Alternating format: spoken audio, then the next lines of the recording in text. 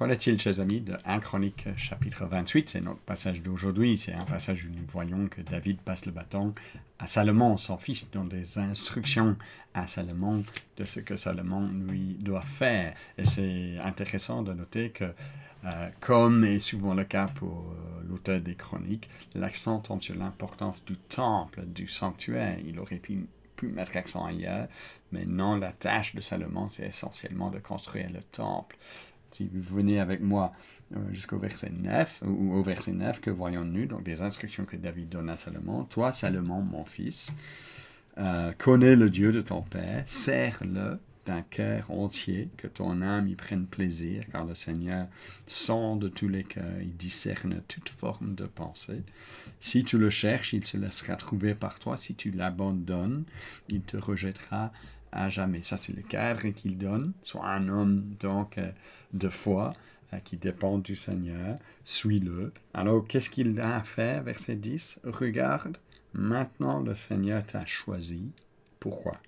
Afin que tu bâtisses une maison qui soit un sanctuaire, soit fort et agit. Donc, voilà la tâche. Alors, comment doit-il poursuivre cette tâche?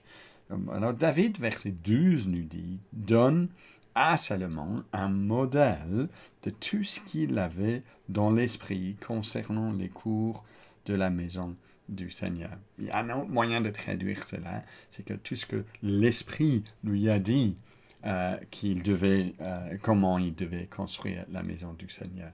Donc c'est soit esprit avec l'esprit de David, soit l'esprit de Dieu inspire donc l'esprit de David pour lui donner le cadre pour ce qu'il doit faire. Ensuite, il y a tous ces versets après des objets dans la maison du Seigneur, et verset 13 jusqu'au verset 17.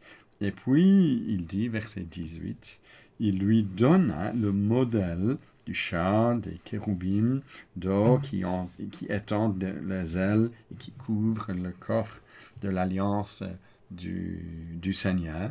Donc, c'est l'arche de l'alliance dont nous avons affaire ici. Et il continue, c'est pas un écrit de sa main, dit David, que le Seigneur m'a donné de comprendre tout cela, tout ce qui est à faire selon le modèle. Donc, David donne des instructions précises à Salomon. Pourquoi? Parce que David lui-même a reçu des instructions précises de la part du Seigneur, de comment ça doit s'organiser dans le sanctuaire. Et ça nous rappelle, si jamais vous avez Exode 25 en tête, que les instructions que Moïse donnait au peuple de Dieu pour la construction du tabernacle, qui précédait la construction donc du temple, c'était aussi selon le plan que le Seigneur lui avait montré. Et donc, c'était le cas pour Moïse, lors de la construction du tabernacle. C'est le cas maintenant de David, et donc pour Salomon, lors de la construction du temple. Mais cet accent sur le fait que le Seigneur a montré personnellement à Moïse, et maintenant ici à David, comment il devait faire. Et pour faire juste un saut ici, pour nous, vers le Nouveau Testament, et on termine avec ceci. Si vous êtes dans Hébreux chapitre 8, verset 5, on voit l'importance de ces choses.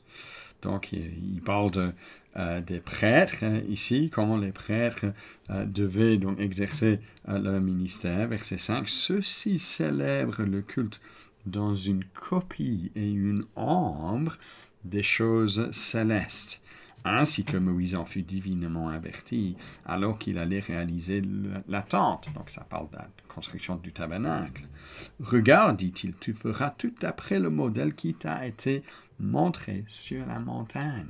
Un modèle donné par Dieu lui-même. Okay? Et ça, c'est même Dieu qui donne ce modèle à David ensuite pour le temple. Mais le verset 6 de Hébreux 5, mais maintenant, il a accédé, Christ a accédé, le grand prêtre, à un service autant plus remarquable qu'il est médiateur d'une alliance supérieure, fondée sur des promesses supérieures.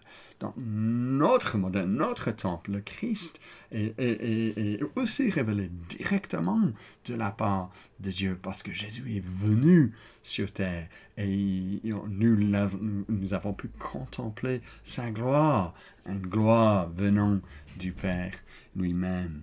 Et donc, réjouissons-nous, chers amis, de notre modèle pour notre ministère, notre foi. Ça vient également directement du Seigneur. Donc, nous ne sommes plus Moïse, nous ne sommes plus David, mais nous sommes maintenant sous le ministère de la nouvelle alliance de Jésus-Christ. Waouh! Ça, c'est un privilège, chers amis.